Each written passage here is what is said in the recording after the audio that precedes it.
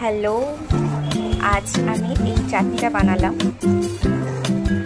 চাটনিটার বিশেষত্ব হচ্ছে ঝড়ে পিঙ্কিদিদের কাছে আম পড়েছিল, ছোটো ছোটো কচি কচি আম।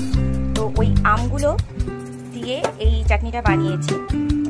তো স্পেশালিস্ট হচ্ছে ব্যাপারটা, আমরা রিসেন্ট কাশ্মীর থেকে ঘুরে এলাম, তো প্রচুর ড্রাই ফ্রুটস নিয়ে এসেছিলাম, বিশেষ করে আখরোট, ব্লুবেরি, ব্ল্যাকবেরি সমস্ত কিছু নিয়ে এসেছিলাম।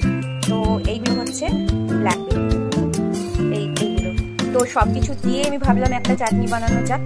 তো ওই জন্য চাটনিটা একটু বাড়বেও, প্লাস একটু আরও টেস্টি হবে। তো এইগুলো তো কোনোদিনও আমরা চাটনিটা খাই বা ব্যবহার করিনি, তো ফার্স্ট টাইম আমি ইউজ করলাম।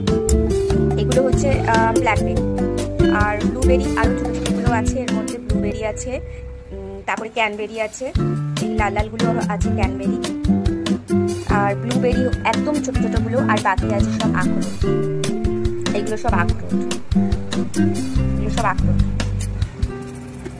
আসলে কাজু কিশমিশ দিয়ে তো আমরা প্রায় খাই, আর কিশমিশও দিয়েছি, অল্প একটু কিশমিশ ছিল ওর মধ্যে দিয়ে দিয়েছি।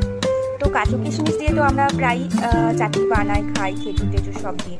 কিন্তু আমার মনে হলো একটু অন্যরকম বানানো যাক। এই যে এইগুলো হচ্ছে ক্যানবেরি, লাল এগুলো হচ্ছে ক্যানবেরি, আর ব্ল্যাকবেরিগুলো এই বড় বড়গুলো ব্ল্যাকবেরি, আর ব্লুবেরিগুলো বোঝা যাচ্ছে না একদম এই যে এই ছোট ছোটগুলো, আমি সবগুলো স্ম্যাশ করে দিয়েছি।